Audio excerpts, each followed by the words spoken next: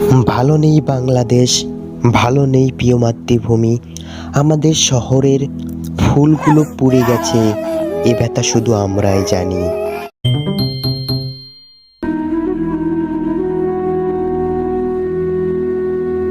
এক সকালে রায়হান আর সাবা এসে দেখে তাদের প্রিয় মাইলস্টোন স্কুল অ্যান্ড কলেজ এ একটা বিশাল ঘন্টা বসানো হয়েছে।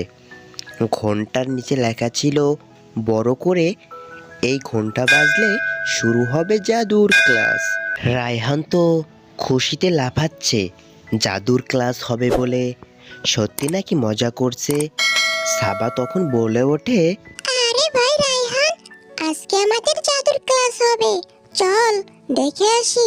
আর বাইরে বসে না থেকে আমরা চল ক্লাসে ঢুকে পড়ি। তারা ঢুকে দেখে নতুন একজন শিক্ষক, মিস্টার জুবান। তিনি বলেন, এই যে আমার প্রিয় ছাত্রছাত্রীরা, তোমরা যদি মনোযোগ দিয়ে পড়ো তাহলে আজ তোমাদের ভূগোল ক্লাসে বিশ্বভ্রমণ করাবো আমি, বুঝছো? অনেক মজা হবে আজকের ক্লাসে তোমাদের সাথে। শিশুরা জুমান স্যারের ক্লাসে বেশ মনোযোগ ছিল। হঠাৎ দেওয়ালের ওই পাশ থেকে ঘন্টা বাজলো,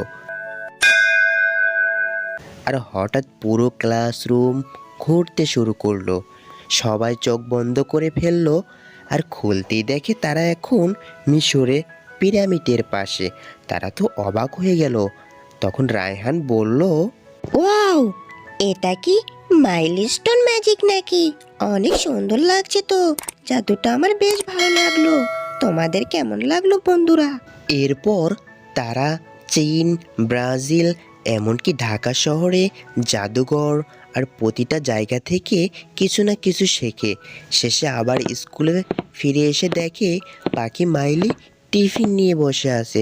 সে বলল, যে শেখে আনন্দ নিয়ে, তার জন্য মাইলস্টোন এক জাদুর রকম জায়গা। তোমরা মনোযোগ দিয়ে পড়াশোনা করো, জীবনে এক সময় সফলতা পাবে, তখন সবাই তোমাদের সম্মান করবে। পাখির মুখে এমন কথা শুনে সবাই তো অবাক হয়ে গেল। আর ওদিকে টিফিন ঘন্টাও বেজে উঠলো। সবাই হই হুল্লা করে টিফিন খেতে বসলো, অনেক মজা করে। টিফিন শেষে বাচ্চারা আবারও নোমান স্যারের ক্লাসে বেশ মনোযোগ ছিল। ক্লাস প্রায় শেষের দিকে, আর মাত্র 10 মিনিট বাকি আছে ছুটি হওয়ার। তখনই আকাশ দিয়ে উড়ে যাচ্ছিল বাংলাদেশ বিমান প্রশিক্ষণ বাহিনীর একটি বিমান।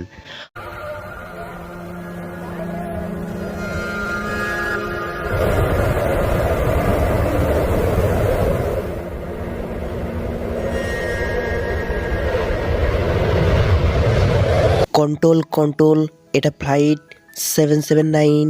বিমানটি আমার নিয়ন্ত্রণে নেই, নিয়ন্ত্রণের জন্য বাইরে চলে যাচ্ছে। Please help me sir. 779, আপনার অবস্থান জানান দয়া করে। আশেপাশে অবতরণের জন্য কোনো ফাঁকা জায়গা আছে কি না দেখুন। না স্যার, একদমই না, নিচে পুরোটাই ঘনবসতি, এখানে ল্যান্ড করা কোনোভাবেই সম্ভব না স্যার।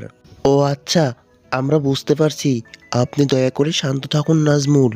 স্যার, শান্ত থাকার সময় নেই তো। বিমানে মনে হচ্ছে কোনো একটা সমস্যা দেখা দিয়েছে স্যার। আমি বুঝতে পারছি না স্যার, কি হচ্ছে এগুলো। নাজমুল, আপনি দয়া করে বিমানটি ইজেক্ট করুন। Okay class, today we're going to learn about sir, নিচে অনেকগুলো স্কুল দেখতে পাচ্ছি আমি। স্যার, এখানে কোনোভাবেই বিমানটি ল্যান্ড করা সম্ভব না স্যার। স্যার স্যার আমি সর্বোচ্চ চেষ্টা করছি স্যার। বিমানের পাখায় মনে হচ্ছে স্যার আগুন ধরে গেছে স্যার। স্যার, আমি এখনই কী করব sir? Please help me sir, একটা ডিসিশন দেন প্লিজ স্যার।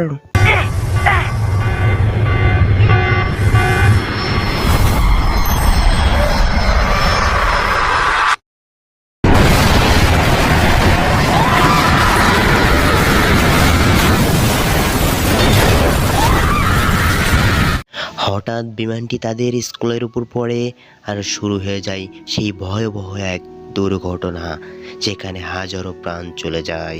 কে কোথায় আছো? বাঁচাও, আমাদেরকে সবাই বাঁচাও, প্লিজ বাঁচাও।